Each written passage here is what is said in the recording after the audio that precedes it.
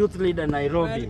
Na mimi kama mzalendo wa Kenya na mwenye memba ya Jumuiya ya Afrika Mashariki, mimi nataka kuambia Mama Suluhu, Kenya ni nchi huru na tuko na rasilimali zetu, na tuko na zingine ambazo hamna, na mko na zingine ambazo mnazo na sisi hatuna mama. Kwa hivyo kama vile rais wangu amesema, kama kuna nafasi ya kufanya biashara, tafadhali ondoa vikwazo katika boda na sisi pia tuondoe zetu. Biashara iweze kuendelea. Na pia hata ukiangalia hapa nyuma yangu niko na vijana handsome kabisa, na maisha iendelee. Asante sana bwana rais.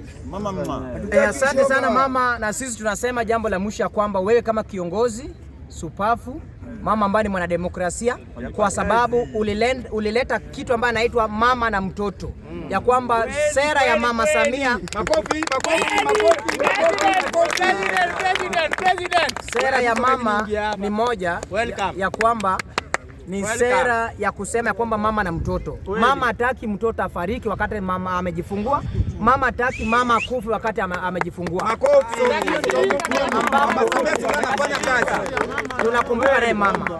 So ningependa kusema ya kwamba mama wetu, sisi tunakukaribisha Kenya. Njoo Kenya. Sisi pia tunaomba tukuje katika nchi ya Tanzania. Asante. Samia Tibim. Wapi makofi ya Samia? Wapi makofi ya Samia?